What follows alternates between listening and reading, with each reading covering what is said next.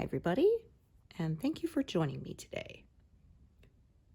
I am continuing to work on the peacock's feathers. I am still working on his wing feathers, but should get to the tail feathers probably in the next week or so, I would think. Getting pretty close. I think the next tail feather's kind of right there. It's not very far away. Because the way the feathers are traveling across the piece, I'm kind of been working from the bottom up and sort of filling in layers of feathers as I progress. That is what I'm doing today. And we may get a couple of zeros in this pass. Not today, I don't think, but they are coming. Those are always my favorite. Oh, that would be the wrong one. Yep. I opened up the envelope and it was bright green and went, okay, that's not right. And grabbed the one in front of this color, which is like a chartreuse or whatever they call it.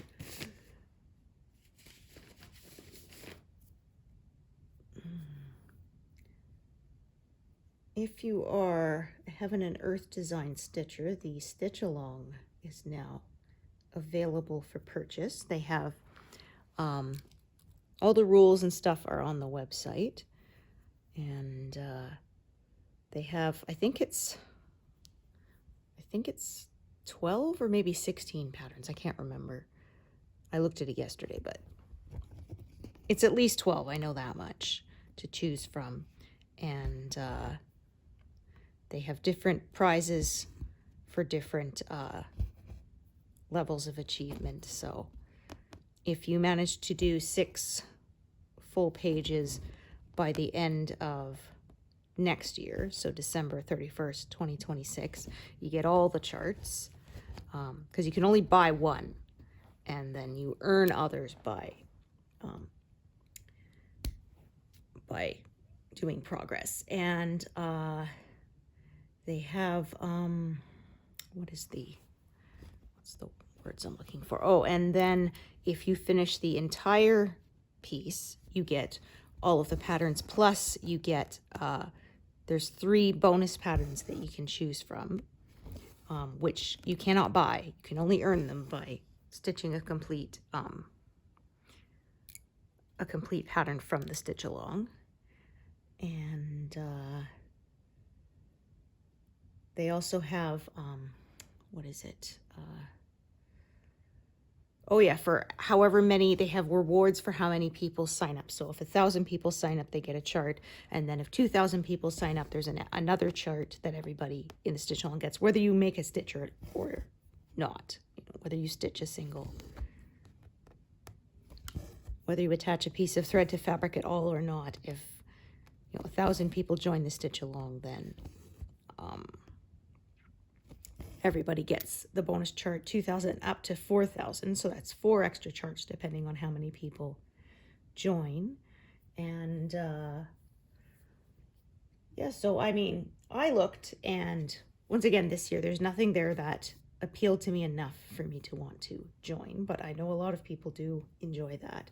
And then, so you have to purchase it, you have to join the Facebook group, and then you have to select which pattern it is you're doing, and you only get to do that one time, so you can't change your mind. So you have to make sure, because once you decide, if you change your mind, they just withdraw you and refund you, and you don't get to rejoin. So you only get one shot at it. So definitely have to make your choice carefully.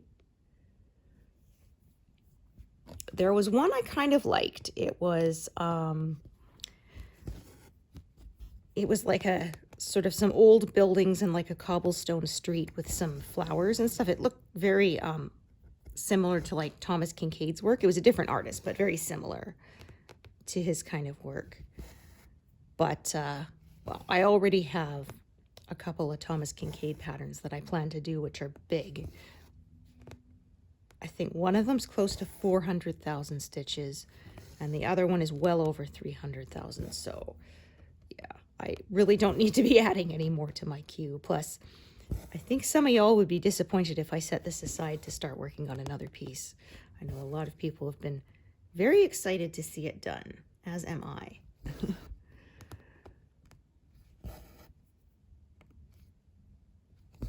As I said, I'm hoping for Easter of next year.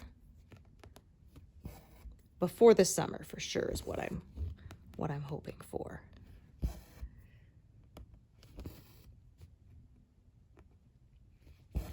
But as I said, we'll see over the next couple of months, because I'll be very busy watching figure skating, as it is an Olympic year, so there'll be that too. And I can't stitch during that. I knit during that, so I'll probably get a lot of my blanket done. I am knitting some more log cabin style squares and then sew them together later. So I managed to do about 2 to 3 per competition. I'm not sure how many squares I'm going to do, because I'm kind of using it to use up a couple colors of yarn. So I'll kind of stitch however many squares I can that will make some kind of rectangular shape. So if I manage 30, then it'll be like 5 by 6. If I manage 36, it'll be 6 by 6, that kind of thing.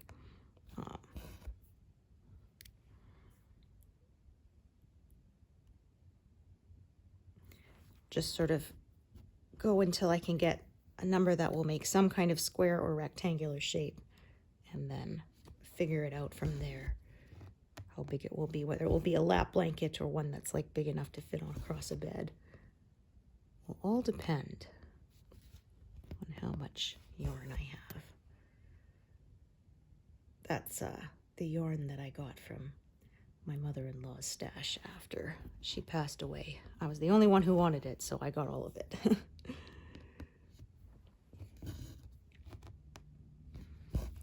if you followed me for a while, you'll know I made a blanket for my father-in-law with some of it,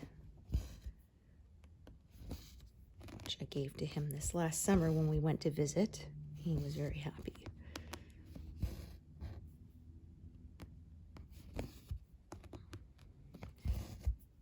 And we'll see. Last month I got well above my normal amount. I managed actually 8,000 and a bit.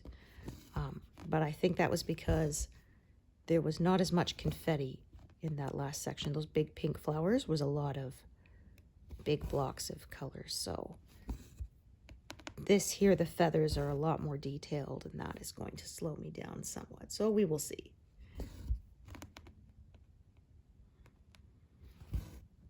So I'm doing sort of this feather shape right about here, and then I'll probably come up to the top a bit and then do the next feather shape and so on. That's what I've been doing. And then I kind of go to the bottom and start building up again. Eventually it will be full.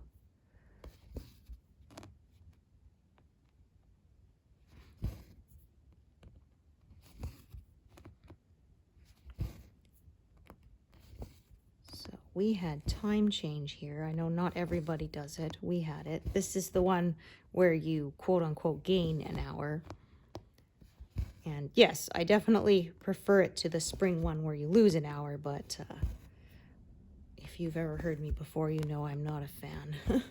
I find you get hungry at the wrong times, sleepy at the wrong times. It gets dark so early, it seems like. Even though it's an hour difference, but it gets dark at like 4 in the afternoon when I start cooking dinner, and I find that very depressing. There was a meme I shared that said, no, that was my emotional support daylight. Yeah,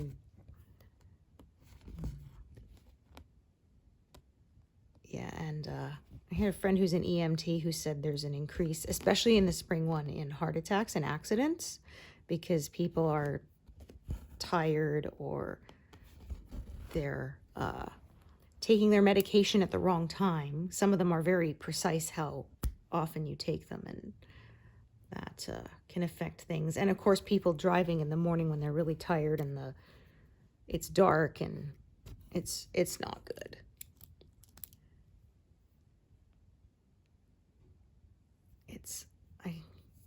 I'm frustrated that we still do it because they've shown it doesn't actually save any energy cost, which was the whole point that it was introduced in the first place, and yet we still do it. And Alberta actually it was one of the questions during a provincial election, and I thought, finally, we'll get rid of it, but it was defeated by a very narrow margin. I was like, who are all these people who want to keep switching our clocks? Come here, I just want to talk. Oh, well. First world problems, right? But I find, especially the spring one, it takes me weeks to adjust.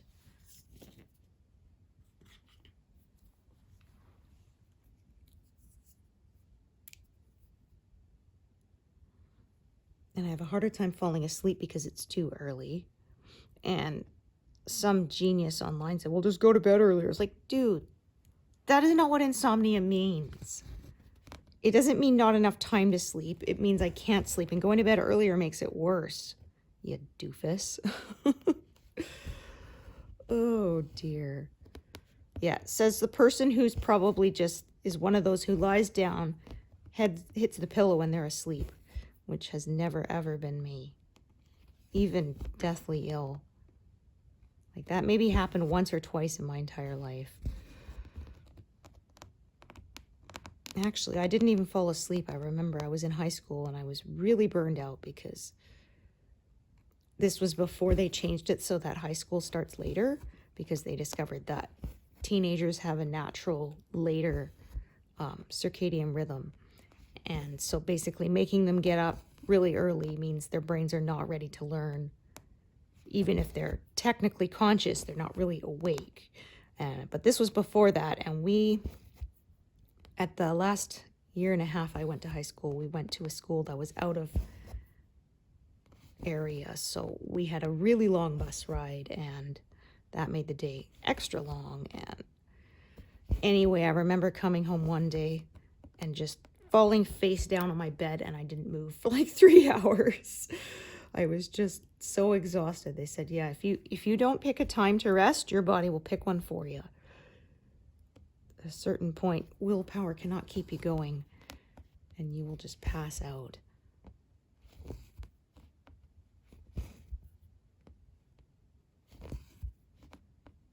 I had 1 year, I slept an entire spring break away.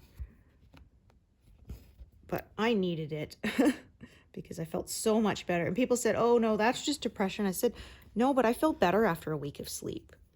Like, I do know what depression feels like. I've struggled with it most of my life. But that was just burned out because 1 week of sleep will not fix depression. But it certainly helped that. I felt so much better. No, I've been living on 3 hours of sleep a night for months. And it's just like, enough. I didn't plan to sleep the whole week away. It was just like my body went, you're done. You don't have anywhere to go? That's it, then you're resting. Yeah,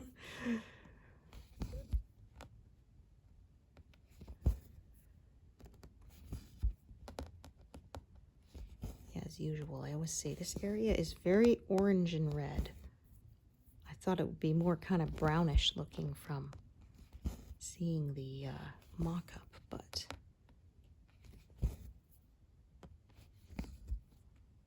it's nice. I find things tend to stitch up a bit brighter, or not brighter, but more vibrant, darker than the mock-up generally. And I do quite like it. Nice and bold and striking colors. Definitely my favorite.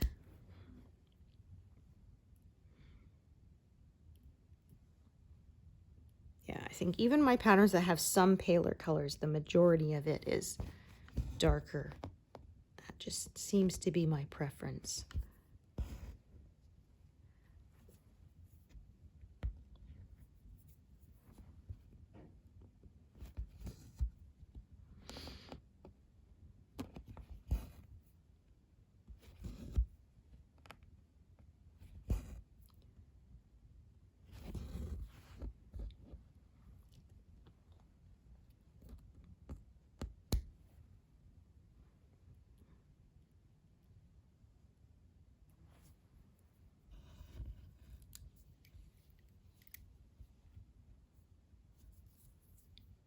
So like I said, I'm going to kind of do this little feather here. I probably won't do the other bit of this red here. I'll just do up to it, and then I'm gonna work my way up a bit, fill in that feather, and then decide from there. So I saw announcement that they're bringing back a little Malcolm in the Middle. There's going to be a spin-off, which is only 4 episodes announced so far, called Life's Still Unfair. Because, of course, that was from the theme music, you know, Life is Unfair. And they got almost everyone to come back, except for the actor who played Dewey, which I'm spacing on his name at the minute because I'm not very good at it. But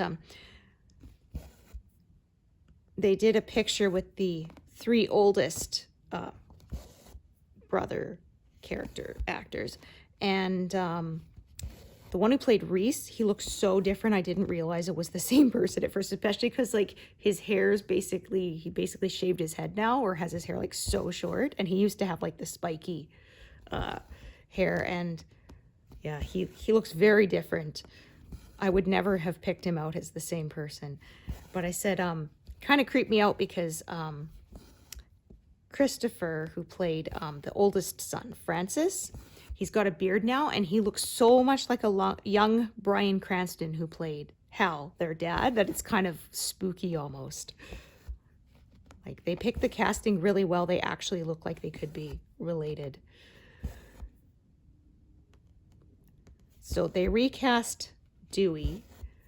So I'm looking forward to it. It's they said the premise is it's Hal and Lois's 40th wedding anniversary. So the boys come home to throw a party for them or whatever. And of course, hijinks will ensue. That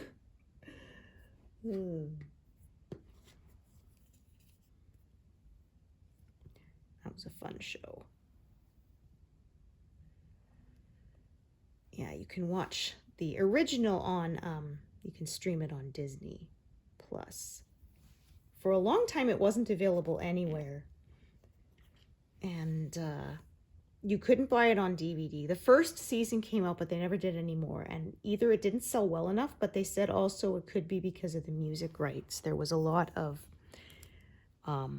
stuff that they bought the broadcast rights, but not the distribution rights, because at the time they were making it, the idea that you would be releasing the TV show on a physical medium for home viewing was just not something anybody had ever thought of. And now they say, like, to buy the distribution rights now would be prohibitively expensive, and they don't think it would be enough. They would sell enough copies to make it worth it. So, but I think streaming counts as broadcast, like the old cable. I think those count as the same kind of rights. So now a lot of these shows are showing up on streaming sites. Although I haven't seen Wonder Years yet, because that was one everybody wanted on DVD, but they didn't because of the music.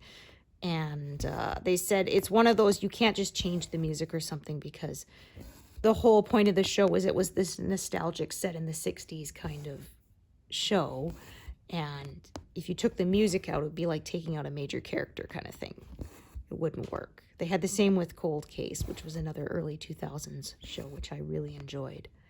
And they would always pick music from the year that the original case was set in, when the original crime took place. And again, it was very integral to the story, so you couldn't just cut it out without sort of losing a huge aspect of it. But that one, at least last time when I watched it again, was available on Prime, and my son actually watched it with me. He quite enjoyed it. I did. I said I'd love to see that show get rebooted. Of course, I guess it would make me feel old that a lot of the cold cases would take place from when I was a kid.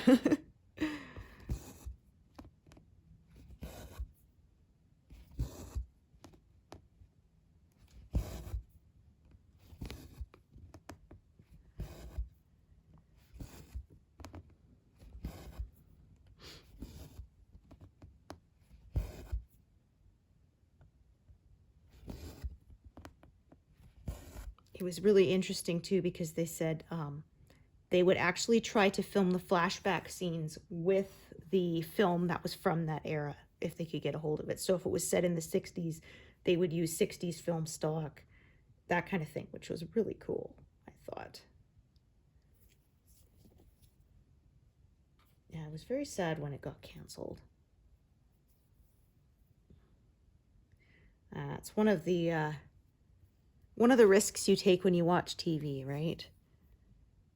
You never know if they're going to finish it. We were enjoying the 3rd season of The Wheel of Time and then discovered that it got canceled. Apparently it was too expensive. I was like, no. I was so sad because that was like a multi-book series. Like it was like, I think a dozen or more books.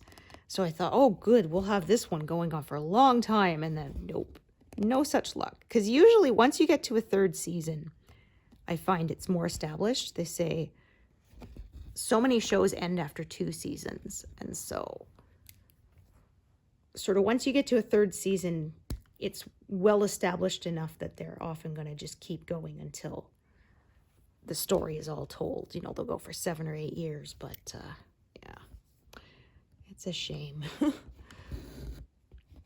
We finished 1924, which was a Yellowstone prequel, a few weeks ago, and it was done after they ended it after 2. Unfortunately, I would have liked to have seen that go on longer, but it didn't end on a cliffhanger, so it was sad though. I won't give any spoilers, but I sobbed through the finale. It was a total mess.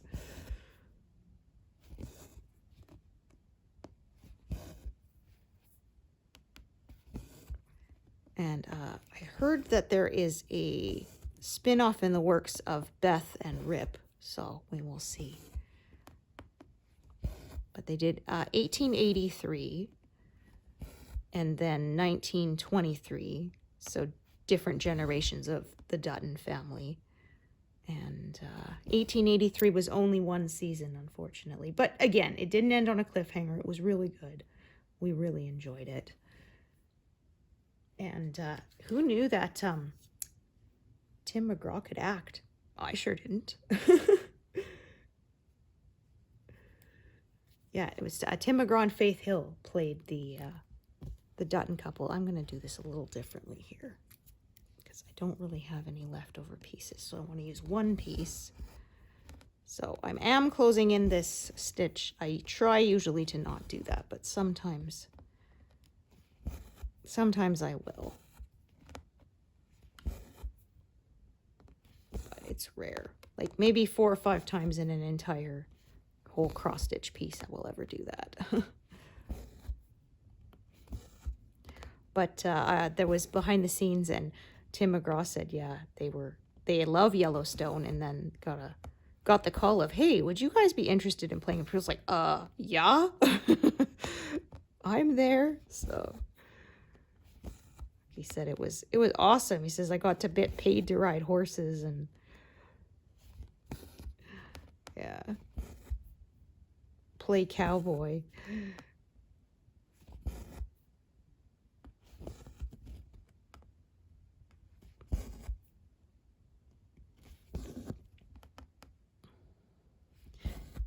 We finished Yellowstone a few weeks back too, and I was satisfied with how it ended. I know a lot of people didn't, but I was.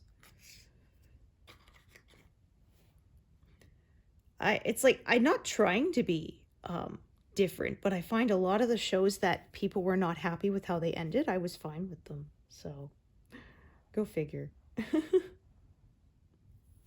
We watched Lost several months back, and I know a lot of people hated the ending, but it worked for me. Yeah, I never watched that one when it was airing, because again, it was one of those you can't jump in the middle. And by the time I kind of thought that looked interesting, would have been Lost. And again, it was early 2000s. You couldn't just stream the beginning. You saw whatever they decided to air. And so, and then by the time it ended, a lot of people were really mad at the ending. And so I thought, I can't be bothered. But then in the last few years, I had a lot of friends saying it's their absolute favorite show. And I thought, you know what, why don't we give it a shot? It was on Disney Plus. The only thing that I was unhappy with is Disney Plus is very bad for their subtitles. And I don't just mean their regular subtitles. I mean the ones where they're speaking a language other than English. They should be hard-coded into the film, but they're not. And so a lot of them, they just don't show up at all. And it's very frustrating because, like, there was some characters who were Korean, I believe it was. And so there were a lot of flashback scenes where they're speaking nothing but Korean and no subtitles. I certainly don't speak it. So we would have to stand, one of us would have to stand there at the speaker with our phone on Google Translate and like play it, let it run for a couple sentences, pause the thing, stop the Google app, read out the translation, start it again. Oh, it was so frustrating. And of course the translate is not as good as like an actual proper subtitle would be. The grammar and stuff can get quite mixed up. Usually it's enough that you can kind of guess what they're saying, but the syntax and stuff is not there. Grammar structure and the sentence structure is mixed up a bit. And so that was kind of frustrating. I ended up buying it on DVD now because I know we're gonna want to watch that again. So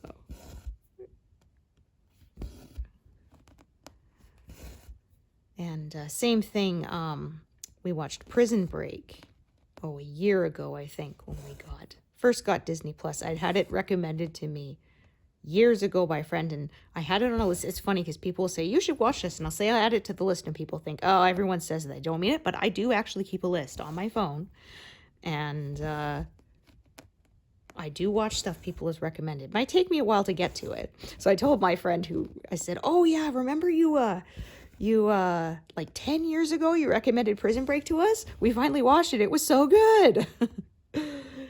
But again, that one, there was a fair number of scenes where people were speaking Spanish because one of the main characters was Spanish, and no subtitles. It was very frustrating. And with the Google Translate, I find if you let it run too long, it just stops itself automatically because you'll turn it on the microphone and let it say the words. And yeah, if you let it run for too long, it'll stop automatically and it won't translate anything it heard. So there's a lot of rewinding, try it again. And if people don't speak clearly enough, it can't catch it, or if they're not loud enough, it was a freaking nightmare. And if you press stop too quickly, then of course you'll miss some of it. You won't get the whole sentence, and then it might not make sense. Oh, it was like, I want to sit here and watch this to relax, you know? Oh dear. You're making me work.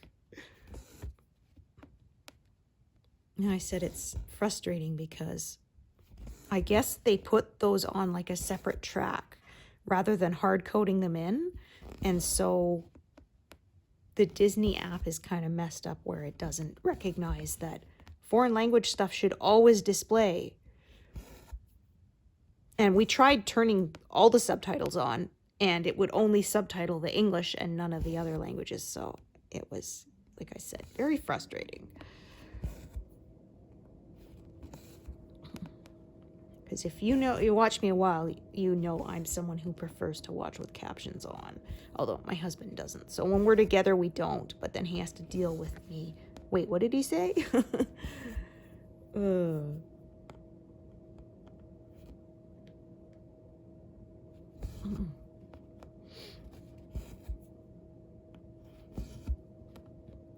I sure want the Star Trek Universal Translator, right?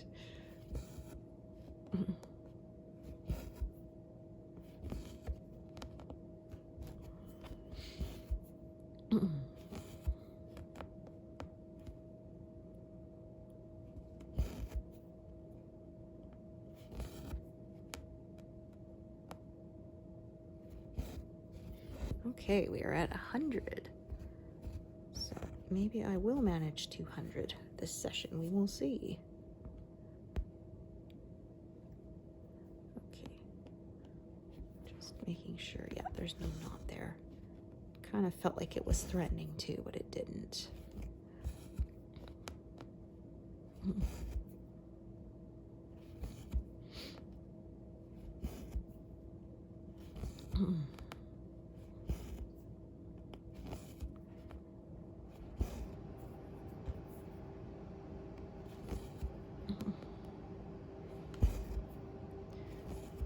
So we finished Breaking Bad, and again, a lot of people didn't like the ending, but I thought it was fitting. It worked for me. And we watched the spin-off movie, and so now we're watching the spin-off show, Better Call Saul. Working our way through that.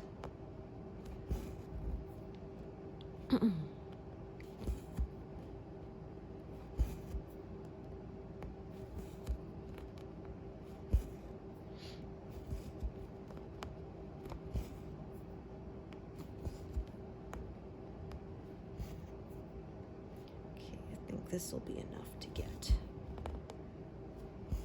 a few more stitches with it.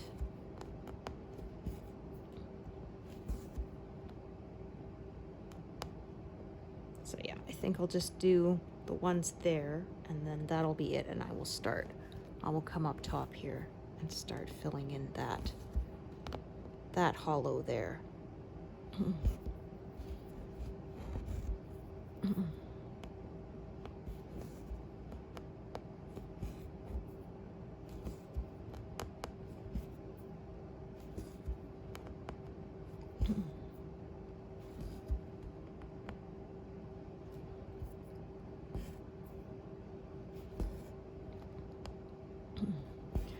Been watching the Monty Python TV series with kiddo now.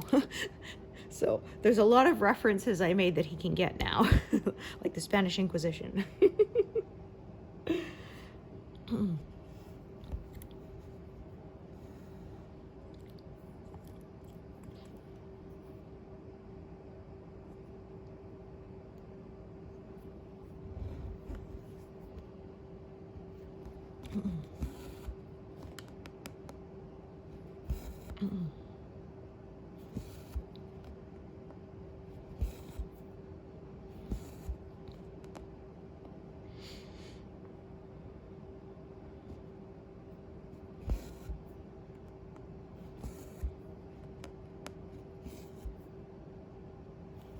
And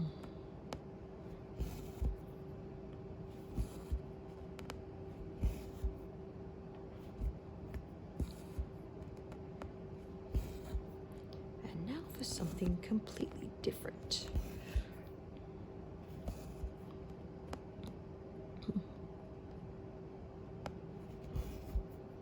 When they couldn't think of a transition, that's what they'd use, right?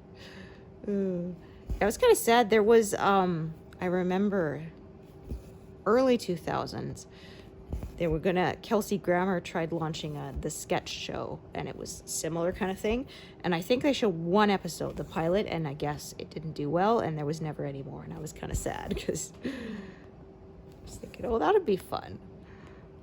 So like they show one where two guys in armor are standing at the check-in desk, and we'd like a room for 2 nights, please. Bing, you know, that kind of silly humor. Yeah.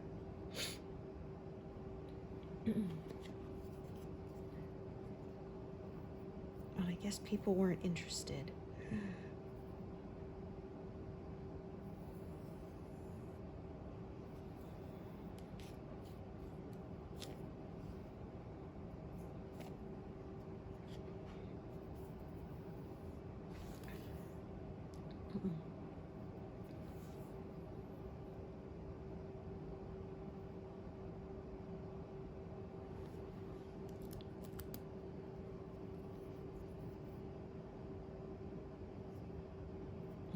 Try that again. All right, so those.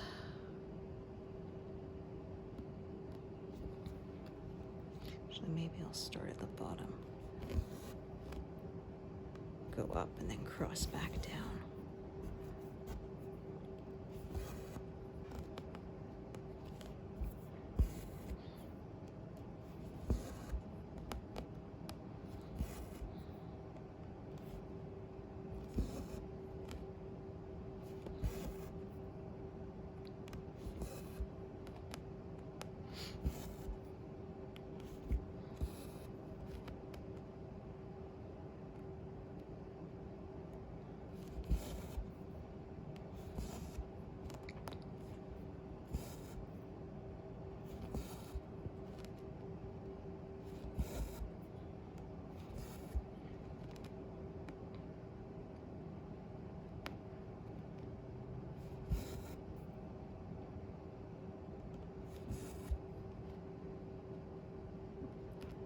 Actually, now that I look at this, I might do a little bit more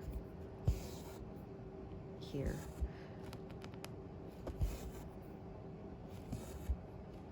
Let's see.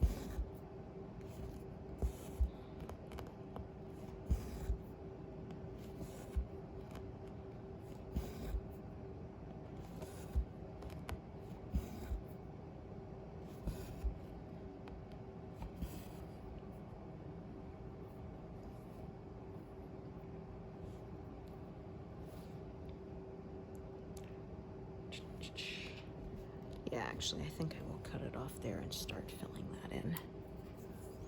So, as you can see, I don't really stitch diagonally anymore, so I end up with some funny shapes sometimes. Oops. So I follow the shapes of the colors.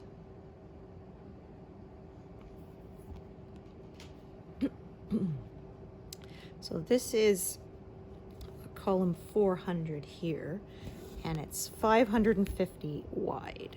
So got 15 more of these big columns left to do,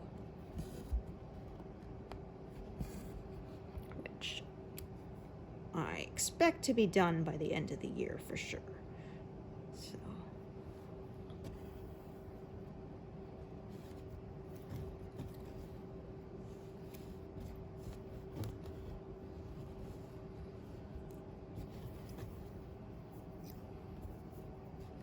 just gonna set aside these because I'm not going to be stitching with them for a while. I'll come back to them later.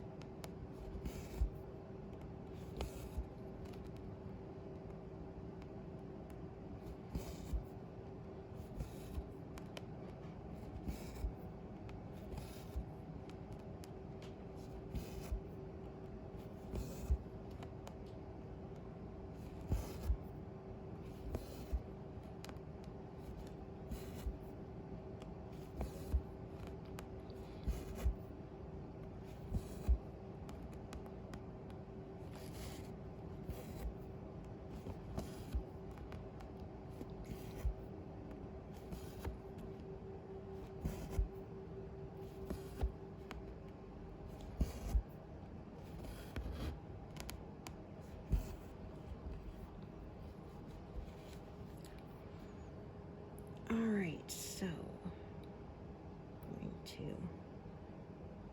start working along this edge here into this indentation, fill it in.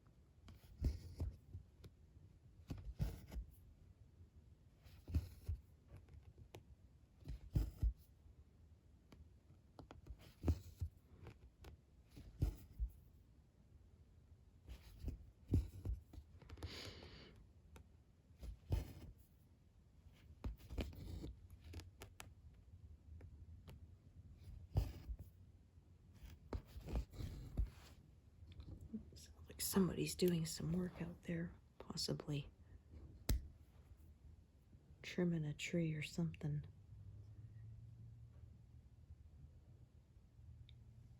So here's a color that's coming close to a 0. Although I don't think I'll manage it today because there's quite a lot to fill in. But it's a getting there.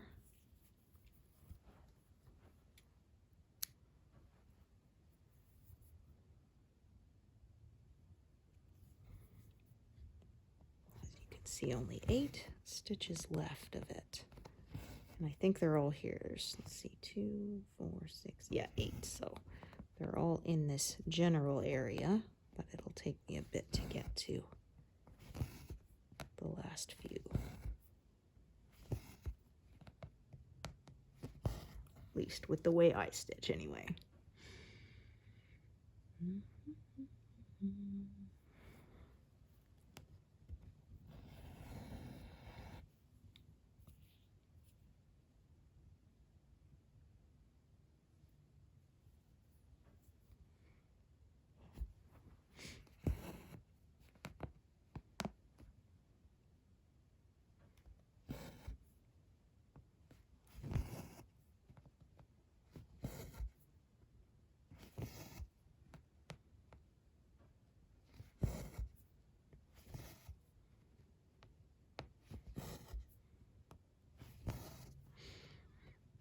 Funny talking about Monty Python. When my husband and I first started dating, I had to ask him what the guy said in the sketch about the Hungarian English phrase book, because basically a guy made it to say all sorts of ridiculous things that wasn't actually. So he walks into the tobacconist and says, "I will not buy this record, it is scratched," and stuff. And so at one point the guy tries to say, you know, that's 6 and 6pence. And he says something in Hungarian and the guy punches him. So I asked him what he said, but my husband said, oh, it was just gibberish. I was like, oh, darn. Well, this was pre-internet days, so I guess they couldn't just look it up. But he said, yeah, too bad they didn't know any actual Hungarians, because there were some pretty good insults they could have done that would have made the guy punch him. But it was just nonsense, so fortunately. But I said it's kind of irritating because that's like the only time I heard a fairly accurate Hungarian accent. They always seem to make characters Hungarian in a lot of stuff, and then their accent sounds like vaguely kind of Russian or even English, and it's like, no. My hovercraft is full of eels.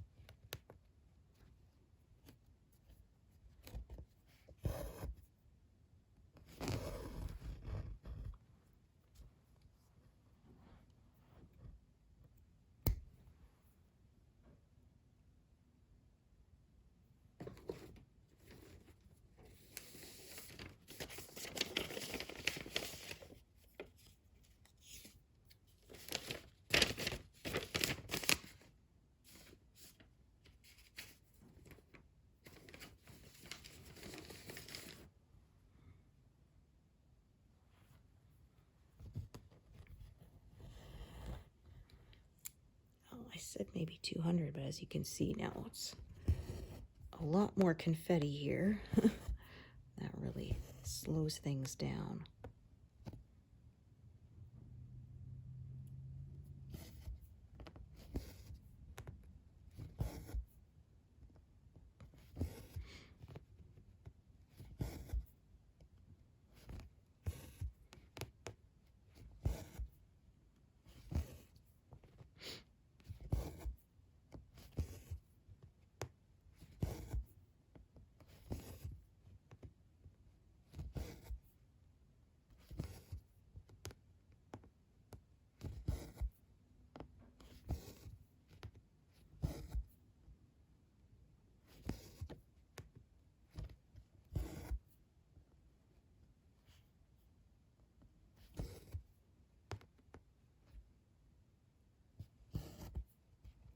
Goodness, that's no good. I think, oh yeah, that's some ends from the other side making a reappearance. There we go.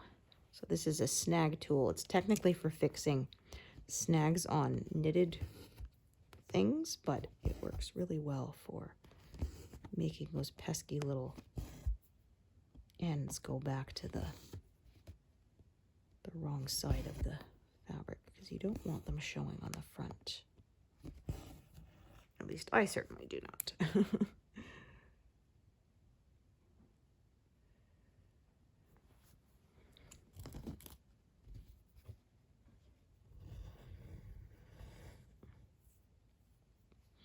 If you don't have one of those, one tip I heard was to use, have a piece of dental floss in a spare needle, especially if it's that that floss that kind of fluffs up when you pull it. That can really help to sort of grab those threads and pull them back to the other side.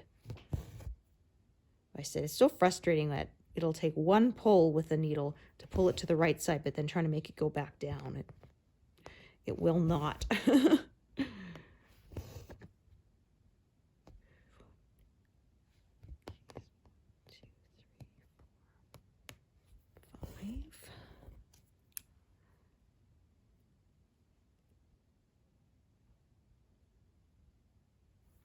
All right, just going to take a look at what I have parked here. Okay. I think, let's take a look.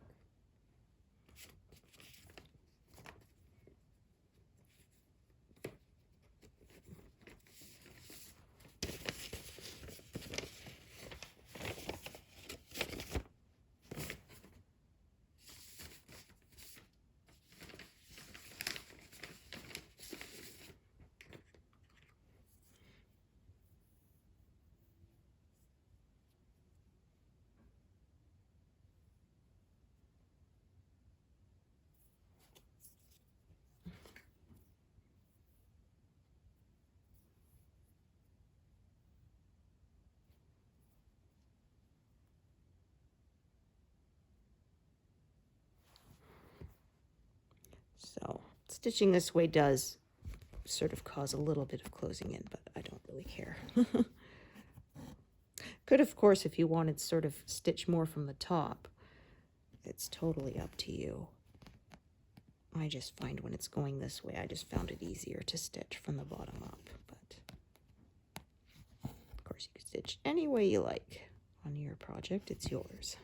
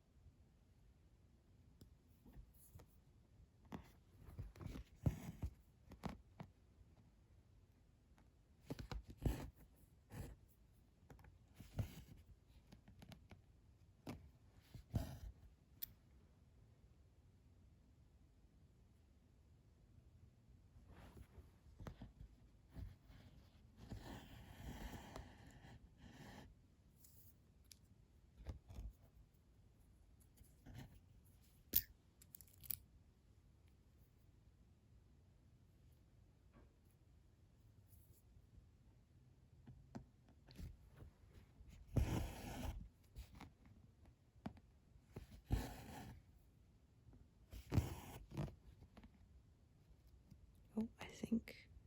Yeah, I parked this stitch below it. Should be one over. Yeah, I parked that one wrong.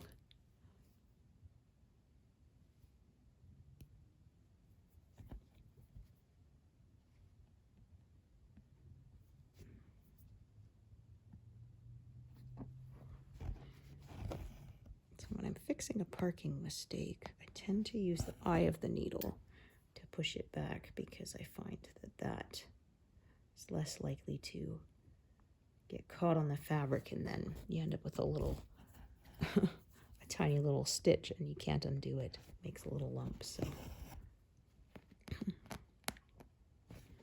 I find the eye is kind of too wide to pierce the fabric and do that. So that's what I tend to do.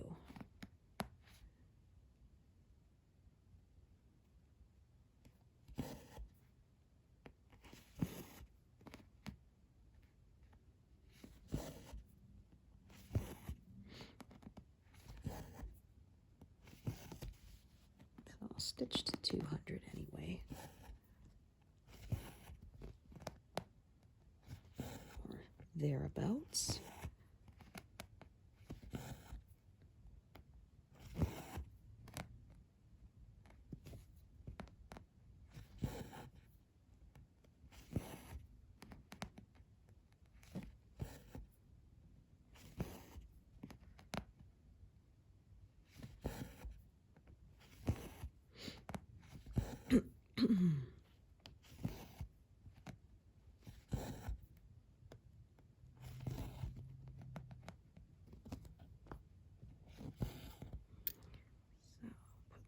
There.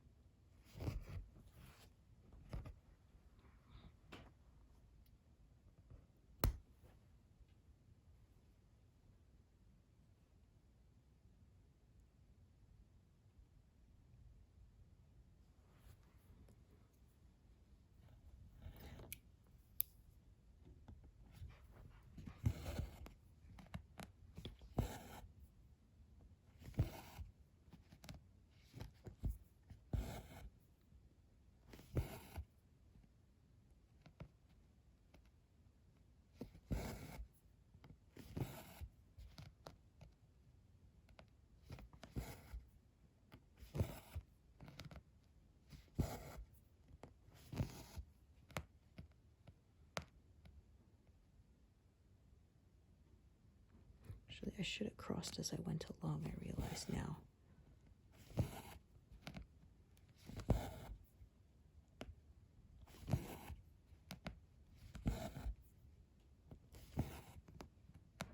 Yeah, I'll go over 200 here. Since I can do a few few more sort of along this edge before I have to park it again. So do those, and then park. And that'll be over 200, so pretty good progress, I should say. Even with all that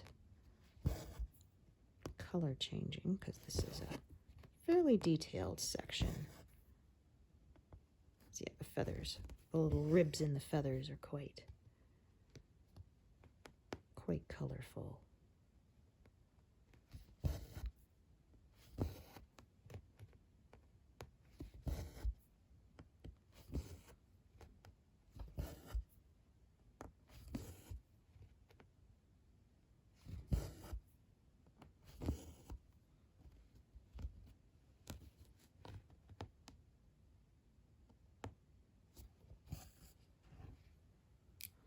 So park that there. Oh, no, silly me. I was in the wrong mode to double tap. When it's in move mode, it will instead change colors rather than park or finish. So 203. Yeah, happy with that progress. Oh, my total progress is a palindrome. It's 86.68. That's kind of cool. Thank you so much for joining me today, and I hope to see you here next time. Thanks, everyone. Bye.